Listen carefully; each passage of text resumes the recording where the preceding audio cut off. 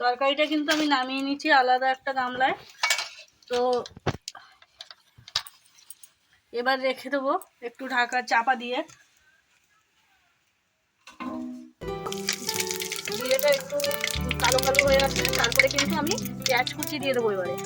তো বন্ধুরা এই যে আমি পেঁয়াজ কুচি দিয়ে দিলাম। অনেকে কিন্তু মাংসটাকে ম্যারিনেট করে তারপরে রান্না করে, আমি কিন্তু আজকে টাইম ছিল না, সেই জন্য আমি তাড়াতাড়ি করে একটু মশলাটাকে কষিয়ে নিয়ে তারপরে কিন্তু মাংসটা দিয়ে রান্না করব।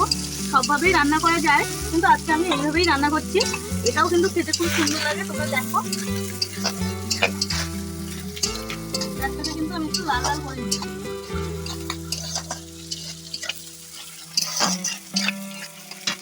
আর আমাদের এখানে কিন্তু যেহেতু গ্রাম এলাকা, আমরা কিন্তু এখন শীতের সময় কাঠ দিয়েই রান্না করি বেশিরভাগ টাইম, তাই কাঠের উনুনেই রান্না করা হচ্ছে।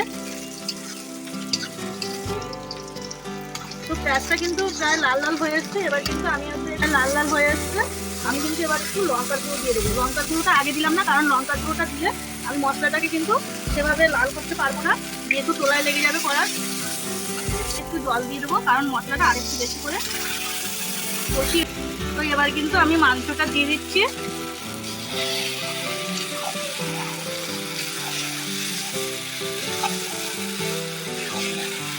মাংসটা দিয়ে দিলাম, মাংসটা দিয়ে মশলার সঙ্গে ভালোভাবে মাখিয়ে নিলাম একটু খুন্তি দিয়ে। দিয়ে আমি কিন্তু একটু এবার ঢাকা দিয়ে দেবো। যেহেতু আস্তে জাল দিয়ে রান্না করতে হয়, তাহলে মাংসটা কিন্তু ভালো সিদ্ধ হয়, শক্ত থাকে না। বন্ধুরা এতক্ষণ কিন্তু মাংসটা সিদ্ধ হলো। তো আমি এবার কিন্তু চাপাটাকে তুললাম, তুলে এবার মাংসটাকে একটু নাড়াচাড়া করবো। দেখলাম বেশ মোটামুটি ভালোই। তো আমি জলটা আর একটু দিয়ে দিলাম। এবার শুধুমাত্র সিদ্ধ হতে বাকি আছে।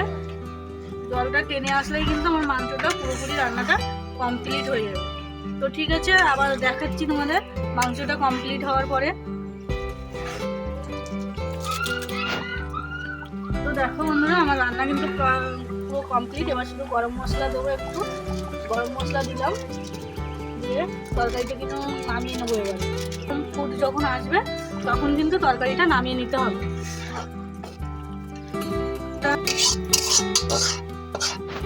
তরকারিটা কিন্তু আমি নামিয়ে নিচ্ছি আলাদা একটা গামলায়। তো